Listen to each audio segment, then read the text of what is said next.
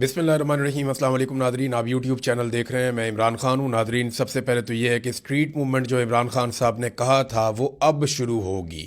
यानी पाकिस्तान तहरीक इंसाफ ने बहुत टाइम ज़ाया किया। मैं आपको बहुत लंबे अरसे से एक बात कर रहा था कि ग्राउंड पे पाकिस्तान तहरीक इंसाफ की किसी किस्म की कोई तैयारी नहीं है।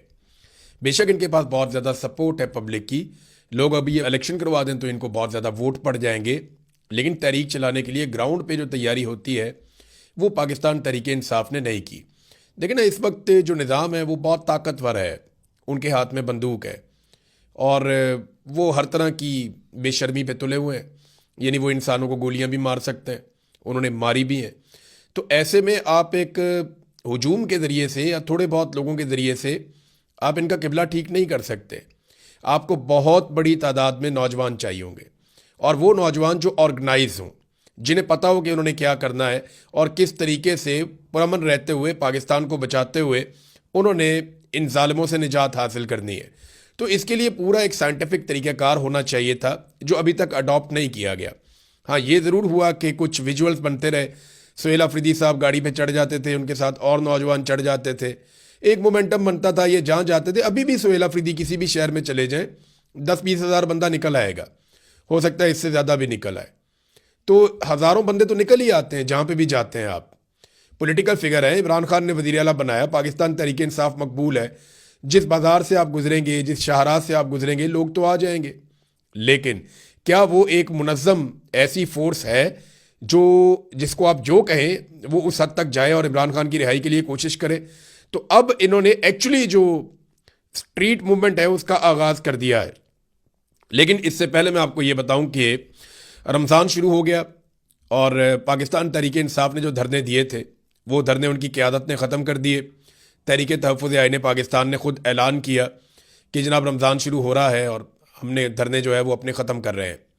ये इनको ख़त्म करने ही पड़ने थे, इससे इन्हें कुछ भी हासिल नहीं हुआ। मैं आपको बिल्कुल साफ बता रहा हूँ कि इस्लामाबाद में जो 3 धरने दिए गए, इन तीनों धरनों की औकात टके की नहीं थी और हुकूमत को इनसे किसी किस्म का कोई दबाव नहीं पड़ा। हुकूमत ने इनकी तरफ तवज्जो भी नहीं दी, ना मीडिया ने इनको ज़्यादा डिस्कस किया, ना सोशल मीडिया ने कुछ भी नहीं किया। इन्होंने, इन धरनों ने कुछ हासिल नहीं किया। वजह यह थी कि आप रेड जोन के अंदर 3 इमारतों के अंदर बैठ जाएं और आपको लगे कि जनाब आप बड़ा इनकलाब लेकर आ रहे हैं और आपका मुतालबा हो इमरान खान का इलाज करवाने का, और वो शख्स जिसकी डायरेक्ट लड़ाई फील्ड मार्शल आसिम मुनीर से है। तो ऐसे तो नहीं होगा ना, आपको तो दबाव बनाना पड़ेगा। आगे वह ग्राउंड के ऊपर था कुछ नहीं, जहाँ पे भी लोग बैठे चंद हज़ार लोग बैठे। यानी मेरी दानिश में अभी तक 10,000 का जुलूस तो किसी जगह पे भी इकट्ठा नहीं हुआ। हाँ, ये ज़रूर है कि छोटे मोटे लोगों ने इलाके बंद किए, सड़कें बंद की, पंजाब में एक्टिविटी हुई, लेकिन इतनी ज़्यादा नहीं हुई। पंजाब पूरा चलता ही रहा। यानी अगर मैं कहूँ 90% चलता रहा है तो ये गलत बात नहीं होगी, और दूसरी तरफ 90% इमरान खान की मकबूलियत है तो ये भी गलत बात नहीं है। तो अगर ये एक सच है कि इमरान खान बहुत ज़्यादा मकबूल है, तो दूसरा सच ये है कि ग्राउंड पे पाकिस्तान तहरीक इंसाफ की इमरान खान को निकालने के लिए अब तक कोई तैयारी नहीं है। तो ये धरना ख़त्म करना ही था। इससे जो है वो कोई पोजीशन मजबूत नहीं हुई बल्कि कमज़ोर हुई अपोजिशन की। ये बात तो बड़ी क्लियर है। अब इमरान खान रिहाई फोर्स बनाने का ऐलान किया सुहेल अफरीदी ने। ये क्या है, मैंने इसके बारे में इंफॉर्मेशन इकट्ठी की है, मैं आपके साथ शेयर कर देता हूँ। ये है जी असल काम जिसकी तरफ अब ये आए, और ये करने क्या जा रहे हैं मैं आपको बताता हूँ। ये खैबर पख्तूनख्वा से इसका आगाज़ करेंगे, इमरान खान रिहाई फोर्स, और इसको सोशल मीडिया के ऊपर भी उठाया जाएगा, और इसकी पूरी प्रोजेक्शन करने के बाद बाकायदा इसके फॉर्म छप जाएंगे और इसके कार्ड्स बन जाएंगे। और खैबर पख्तूनख्वा में हज़ारों जगहों के ऊपर ये टेबल्स लग जाएंगी, गलियों में, मोहल्लों में, इलाकों में, यूनिवर्सिटीज़ में, कॉलेजेस में, अस्पतालों में, जहाँ जहाँ कहीं नौजवानों का आना जाना है, हर जगह पे ये एक्सेस दी जाएगी। पहले नौजवानों की एक बहुत बड़ी तादाद चुनी जाएगी ज़िलों के अंदर, फिर उसके बाद तहसीलों के अंदर, फिर उसके बाद जो है वो नीचे वार्ड्स तक, यूनियन काउंसिल तक। तहरीक इंसाफ की पूरी एक तंजीम तो मौजूद है, वहाँ लोगों की ड्यूटीज़ लगेंगी कि आपने एक टेबल रखना है और उसके ऊपर आपने ये बुक रखनी है, और इसके ऊपर हलफनामा लिखा हुआ है। यहाँ पे आप जो है वो जितने भी मेंबर्स बनते जाएंगे उनका रिकॉर्ड आपने जमा करना है, और हर मेंबर को एक कार्ड दिया जाएगा, इमरान खान रिहाई फोर्स का कार्ड। ये कार्ड उस मेंबर के पास रहेगा और उस मेंबर का पूरा रिकॉर्ड जो है वो पाकिस्तान तहरीक इंसाफ के पास रहेगा। हर मेंबर को ये पता होगा उसकी ड्यूटी क्या है, और रोज़ाना की बुनियाद पे पाकिस्तान तहरीक इंसाफ ये अनाउंस करेगी कि आज हमारे जो मेंबर्स हैं उनकी तादाद इतनी हो गई है। इमरान खान रिहाई फोर्स जो है इसकी तादाद फ़र्ज़ करें आज 22,000 है, कल 30,000 है, परसों 45,000 है, उसके बाद 1 लाख है, 1.5 लाख है, 2 लाख है। वो जितनी तादाद बढ़ती जाएगी वो साथ साथ अनाउंस करते जाएंगे, और ना सिर्फ अनाउंस करते जाएंगे बल्कि इन नौजवानों को ये सोशल मीडिया के साथ भी जोड़ेंगे। ये जितने नौजवान इमरान खान रिहाई फोर्स का हिस्सा बनेंगे, इन सबको सोशल मीडिया के साथ भी जोड़ा जाएगा। पाकिस्तान तहरीक इंसाफ के तमाम विंग, चाहे वो वकला विंग है, चाहे वो खवातीन का विंग है, चाहे वो यूथ विंग है, चाहे वो ISF है, वो जितनी भी तंजीमें हैं पाकिस्तान तहरीक इंसाफ की, वो तमाम तंजीमें जितने नौजवान हैं वो इसके अंदर मेंबरशिप ले सकेंगे। और ये तंजीम चलेगी इमरान खान साहब की रिहाई के दिन तक। जिस दिन इमरान खान रिहा होंगे वो इस तंजीम का शुक्रिया अदा करेंगे और ये तंजीम तहलील हो जाएगी। इसका फ्यूचर के अंदर कोई पॉलिटिक्स के अंदर और इन चीज़ों के अंदर कोई किरदार नहीं है, लेकिन ये इमरान खान रिहाई फोर्स है, ये अब बनाने जा रहे हैं। इसमें जो टारगेट मैंने पूछा तो वो उन्होंने कहा जी अभी हम ये कहना नहीं चाहते कि टारगेट कितना है, लेकिन मुझे उन्होंने ऑफ द रिकॉर्ड बताया तो वो टारगेट इतना बड़ा है पाकिस्तान तहरीक इंसाफ का कि अगर इतनी बड़ी तादाद में नौजवान इकट्ठे हो गए और वो ऑर्गेनाइज हो गए तो ये पाकिस्तान में वाकई मुसीबत डाल देंगे एस्टेब्लिशमेंट को। क्योंकि देखिए, नौजवान पाकिस्तान की आबादी का सबसे बड़ा हिस्सा है और नौजवानों की सबसे बड़ी तादाद इमरान खान के साथ है, लेकिन नौजवानों के पास कोई एक ऐसा प्लेटफॉर्म नहीं है, कोई एक ऐसी जगह नहीं है जहां से उनको यूनिफाइड किस्म की इंफॉर्मेशन मिलती हो, जहां से उनको प्रॉपर गाइडेंस मिलती हो, जहां से प्रॉपर तरीके से उनको चलाया जा सके। अलग अलग तंजीमें पाकिस्तान तहरीक इंसाफ में मौजूद हैं, लेकिन रिहाई फोर्स के अंदर तमाम तंजीमों को इकट्ठा किया जाएगा और एक इकट्ठी कोशिश की जाएगी। अब ये एक तंजीम है जिसको सुहेल अफरीदी बनाने जा रहे हैं। उन्होंने कहा जी कि अब ये घी जो है सीधी उंगली से नहीं निकलेगा। देखिए, मैं आपको एक बात बताता हूं कि आपको ना तैयारी करनी पड़ती है। अगर आपको एक मुकाबला करना है तो आपको उस मुकाबले की तैयारी करनी पड़ती है। आप इस बुनियाद पे कि क्राउड मेरे साथ है, आप मैदान में उतर जाएं तो आपको मार पड़ेगी ना। आपको उसकी तैयारी करनी पड़ती है, पहले 2 माह, 4 माह, 6 माह आप अपने आप को तैयार करते हैं उस मुकाबले के लिए, मुखालिफ हरीफ के मुकाबले के लिए आप अपने आप को मजबूत करते हैं। पाकिस्तान तहरीक इंसाफ ने क्राउड पे भरोसा किया। पाकिस्तान तहरीक इंसाफ ने कहा जी क्राउड हमारे साथ है, होम ग्राउंड है, लोग हमसे बहुत प्यार करते हैं, हम जीत जाएंगे। लेकिन उनकी इस खेल में उतरने की तैयारी नहीं थी। अब वो तैयारी के लिए जा रहे हैं। ये है असल चीज़।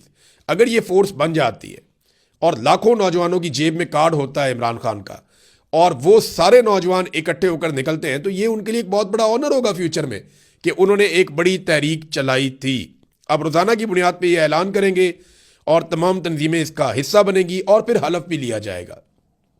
जो मेरे पास इंफॉर्मेशन है, पेशावर में एक हलफनामा होगा पहले बहुत बड़ा, फिर अलग अलग ज़िलों में जाकर हलफ लेंगे जितने नौजवान, फ़र्ज़ करें एक ज़िले में जो है वो 25,000 नौजवान है, इस फोर्स का हिस्सा है इमरान खान रिहाई फोर्स का, तो वो 25,000 नौजवानों से वहाँ पे उनको इकट्ठा करके हलफ ले लेंगे, फिर अगले ज़िले में, फिर अगले ज़िले में, और इस तरह आहिस्ता आहिस्ता ये जो मेंबरशिप है ये खैबर पख्तूनख्वा से निकलकर बलूचिस्तान, सिंध और पंजाब में फैलेगी। और ये 1-1.5-2 माह की बात है मैक्सिमम। अगर ये 2 माह लग के तैयारी कर लें और मेंबरशिप करें और डाटा इकट्ठा करें तो मेरे ख्याल में ये लाखों नौजवानों को इसके साथ जोड़ सकते हैं और ये चीज़ पाकिस्तान की एस्टेब्लिशमेंट के लिए मुसीबत डालेगी। देखिए ना, इमरान खान साहब इंतज़ार कर रहे हैं और वो ये फैसला कर चुके हैं। इमरान खान ने अभी तक जितनी भी प्रेडिक्शंस की हैं वो सारी ठीक साबित हुई। उन्होंने पहले बताया था कि मुझे जेल में डालेंगे, डाला। उन्होंने कहा नवाज शरीफ डील करके वापस आएगा, वापस आया। उन्होंने कहा केस खत्म होंगे, केस खत्म हुए। इमरान खान ने कहा कि ये इलेक्शन में धांधली करेंगे लेकिन मैं जीत जाऊंगा, और वो जीत गया। इमरान खान ने जो जो बात की वो बात वैसे ही साबित हुई, लेकिन मिलिट्री एस्टेब्लिशमेंट ने सारा कुछ कंट्रोल कर दिया। फाइनली इमरान खान साहब ने 2 चीज़ें कही हुई हैं कि ये मुझे आहिस्ता आहिस्ता मार देंगे। ये इमरान खान ने अपनी बहन को कहा कि ये आहिस्ता आहिस्ता मुझे मार देंगे। और दूसरा, इमरान खान ने एक और बात की थी कि फैसला अब सड़कों पे होगा, किसी और जगह फैसला हो नहीं सकता, क्योंकि जिन शराइत के ऊपर हुकूमत इमरान खान साहब से डील करना चाह रही है, इमरान खान साहब उन शराइत को मानने के लिए तैयार नहीं है। इमरान खान साहब की शराइत बड़ी सादा है। वो ये कहते हैं कि आप जो 9 मई है, 26 नवंबर है, आप इसके ऊपर एक जुडिशल कमीशन बनाएं और फैसला करेंगे ये कैसे हुआ। नंबर 2, इमरान खान साहब ये कहते हैं कि जो नया इलेक्शन है उसको अनाउंस किया जाए। पहले वो कहते थे कि जनाब हमारे उम्मीदवारों को हमारी सीटें वापस दी जाएं, लेकिन अब क्योंकि बहुत टाइम हो गया, वो ये कहते हैं कि नया इलेक्शन पाकिस्तान में करवाया जाए। अब ये वो चीज़ें हैं जिससे तो इमरान खान साहब विन कर जाएंगे, और ये हुकूमत इन चीज़ों को किसी सूरत भी बर्दाश्त नहीं कर सकती। तो इन्हें अगले इलेक्शन से पहले पहले इमरान खान साहब से जान छुड़ानी है। और इमरान खान साहब ये जानते हैं, उन्होंने अपनी बहन को बता दिया है कि ये मुझे अब मार देंगे। लेकिन साथ ही साथ उन्होंने कहा कि फैसला सड़कों पे होगा, और अगर सड़कों पे फैसला होना है तो इमरान खान रिहाई फोर्स जो अब बनाई जा रही है, हो सकता है कि ये इतनी ताकतवर फोर्स बन जाए कि ये फोर्स एस्टेब्लिशमेंट को महंगी पड़ जाए। अब देखते हैं कि आने वाले दिनों में क्या होता है। रमज़ानुल मुबारक इस हवाले से बड़ा इंपॉर्टेंट महीना है। बहरहाल राणा सनाउल्लाह साहब ने भी एतराफ़ किया है। देखिए ना, यहाँ पे सारे लोग उछल उछल के कह रहे थे कि जी इमरान खान साहब जो है वो लेट गए जी, वो डील मांग रहे हैं जी। इमरान खान साहब डट के खड़ा था, लो जी ख़त्म शुद्ध हो गया जी, ये एनआरओ हो गया जी ख़त्म। ये पता नहीं कौन कौन से सहाफ़ी हैं और कौन कौन से अजीब तज्जियाकार हैं और अजीब अजीब सियासतदान हैं। वो ख्वाजा आसिफ है, उसने भी ताने कसना शुरू कर दिए थे। ये राणा सनाउल्लाह ये समझदार आदमी है। राणा सनाउल्लाह ने साफ कहा, उन्होंने टू दी पॉइंट बात करता हूँ, इमरान खान डील पे नहीं मान रहा। उन्होंने कहा जी 2 दफ़ा हमने बड़ी संजीदा कोशिश की है इमरान खान को डील पे आमादा करने के लिए, लेकिन इमरान खान डील पे नहीं मान रहा। देखिए, राणा सनाउल्लाह साहब ने 2 मरतबा मान लिया है, अभी ये 2 मरतबा और मानेंगे। वजह यह है कि मेरी इन्फॉर्मेशन के मुताबिक इमरान खान को 4 से 5 मरतबा डील की ऑफ़र की गई है, और चारों पाँचों मरतबा इमरान खान साहब ने जो शराइत रखी वो हुकूमत के लिए और इस्टेब्लिशमेंट के लिए काबिल कबूल नहीं थी। क्योंकि इमरान खान साहब डील नहीं करना चाह रहे। वो कह रहे हैं जी बाहर निकले इस्टेब्लिशमेंट, अदलिया को खुला छोड़े, मैं खुद ही बाहर आऊँगा और मैं निपट लूँगा, और आप पाकिस्तान में फ्री एंड फेयर इलेक्शन करवाएं। अब इन शराइत के ऊपर तो नहीं मानते। राणा सनाउल्लाह ने कहा नवाज शरीफ बहुत बड़ा आदमी है, उसने 3 मरतबा डील करके रास्ता निकाला है। देखें, एक दफ़ा नवाज शरीफ साहब ने रास्ता निकाला और जद्दा निकल गए, बाकी पार्टी को जेलों में छोड़ दिया, बहुत ज़बरदस्त आदमी है। दूसरी मरतबा जद्दा से लंदन चले गए, वहाँ से वापस आ गए डील करके, बहुत ज़बरदस्त आदमी है, कमाल आदमी है। फिर जनाब लंदन से पाकिस्तान में आगे एक दफ़ा हुकूमत बनाई, और जब हुकूमत बनी और दोबारा पकड़े गए पनामा के अंदर, तो फिर जनाब एक दफ़ा डील करके फिर लंदन निकल गए इलाज करवाने के बहाने, 4 हफ्ते के बहाने अदालत से ऑर्डर लेके, और फिर 4 साल के बाद वापस आए डील करके, जूते पॉलिश करके, और फिर इक़्तिदार में आ गए। तो अगर इससे आदमी बड़ा होता है और अच्छा सियासतदान होता है तो राणा सनाउल्लाह साहब, नवाज शरीफ साहब तो फिर बहुत अच्छे सियासतदान है, इनसे अच्छा तो कोई नहीं है। वो कहते हैं जी हठधर्मी है जो इमरान खान साहब दिखा रहे हैं, इन्हें डील कर लेनी चाहिए, रास्ता निकालना चाहिए। लेकिन एक और बात वो कहते हैं कि अगर इमरान खान को ये यकीन हो जाए कि इनकलाब नहीं आ रहा, और वो मायूस हो जाए और उन्हें पता चल जाए कि दूर दूर तक कुछ ऐसा नहीं होगा, तो फिर शायद रास्ता निकल आए। देखें, ये इमरान खान साहब का समझे ही नहीं उनको। इमरान खान ने ये तो नहीं कहा था कि इनकलाब आएगा तो मैं डट के खड़ा रहूंगा। उसने कहा था कि जब तक मेरे में खून है मैं आखिरी सांस तक लड़ूंगा। इमरान खान ने कहा था मैं अकेला भी रह गया मैं फिर भी इनके साथ लड़ूंगा, इस माफिया के सामने मैं नहीं झुकूंगा। तो इमरान खान ने तो ये शर्त ही नहीं रखी कि इनकलाब आएगा तो मैं खड़ा हूंगा। इमरान खान ने तो ये कहा था कि मैं खड़ा हो जाऊंगा, तो वो खड़ा हुआ। आपको ये बात समझनी पड़ेगी, आपको डील इमरान खान से वही करनी पड़ेगी जो लॉजिकल होगी कि जनाब दोबारा इलेक्शन करवाएं। आपने उसका इलेक्शन चोरी किया है।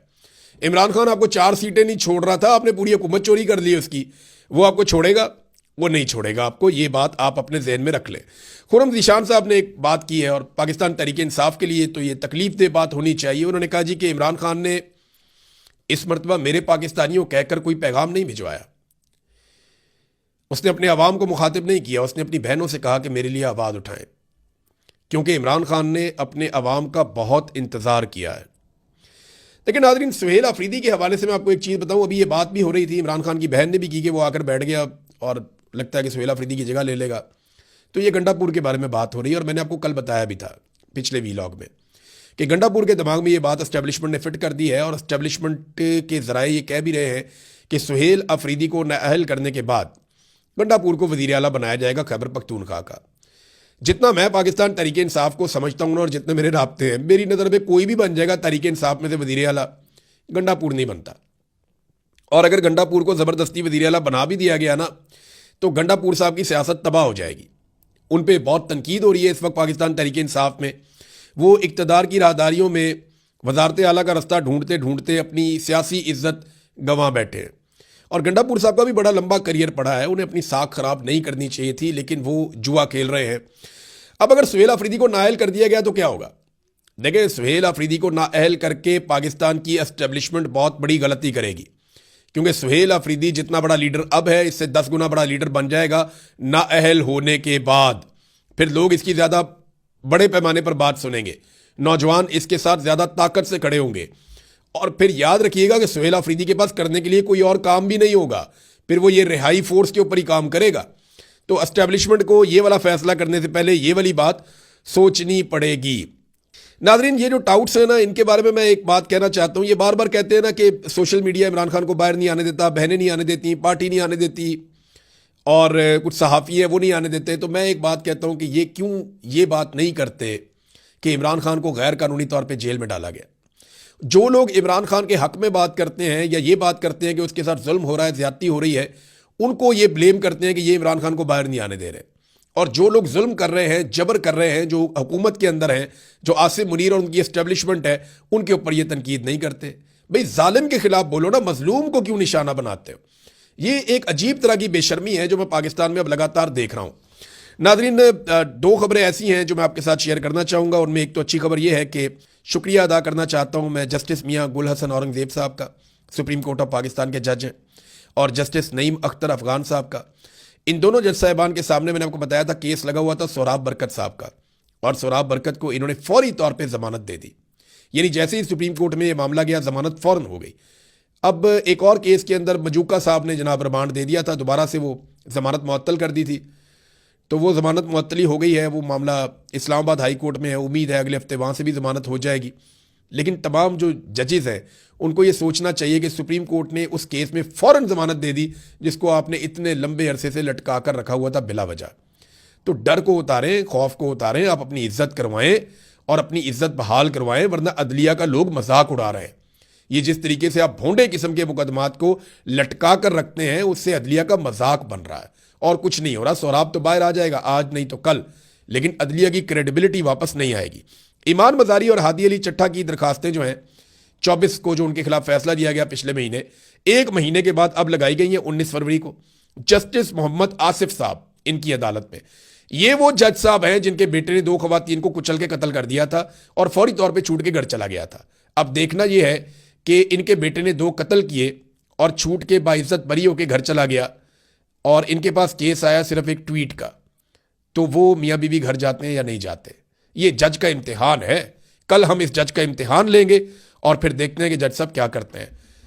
जज का इम्तिहान तो वैसे दुनिया में हमेशा होता ही है। अल्लाह रब्बुल इज़्ज़त को जाकर सबसे सख्त जवाबदेही इनको करनी पड़ेगी कि तुम्हें मैंने इंसाफ करने का एक मनसब दिया था और तुमने क्या किया। जवाब तो इनको देना पड़ेगा। अब तक इतने, अपना ख्याल रखिएगा, अपने इस चैनल का भी। अल्लाह हाफ़िज़।